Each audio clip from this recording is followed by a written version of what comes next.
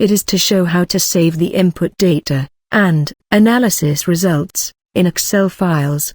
There is Save As Excel file item in File menu. Select the menu item.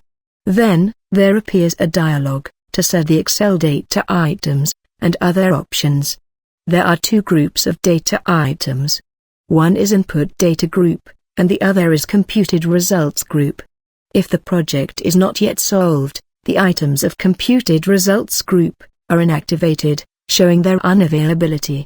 The state of solved or unsolved can be confirmed by Post-Pro menu items.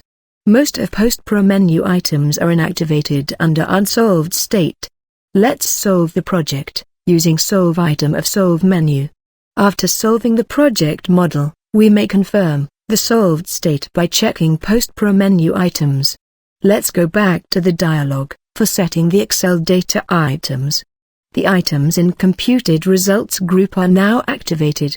Each group can be turned on or off as a whole, or each of the items can be turned on or off by checking individually. Only those checked items are to be saved in the Excel file. There are a number of options of floating data format. All the floating data values in the Excel file are represented by the designated format. As an example, let's choose the exponential format with 3 digits after decimal point. As everything is ready, click OK button. A message box pops up to notify that the Excel file is created with the given file name. The Excel file name is identical to the name of the model file, except its extension, .xls. The Excel file is created in the folder with the model file. Click the Excel file. The file is opened. There are a number of sheets, one sheet for each of the checked data items. The tags of the sheets are designated in the Excel output dialog of Visual FEA.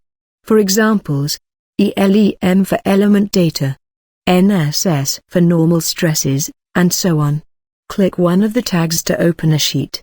The nodal data include the nodal coordinates and the boundary conditions. Here, you may identify the format of the floating data again. Scroll the data sheet up and down to see the whole parts of the sheet. The element data have the node numbers forming each of the elements, and the property assignments. There are other data sheets such as boundary condition data, property assignment data, equivalent nodal force data, displacement data, etc. Slide the horizontal scroll bar to reveal the hidden sheet tags. We may need the Excel data only for a part of the model.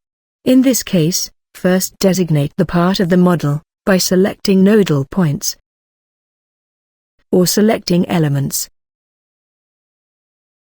And then, in the Excel output dialog, check Selected Objects Only item. Click OK button. Now, the Excel sheets have the data of the selected part only.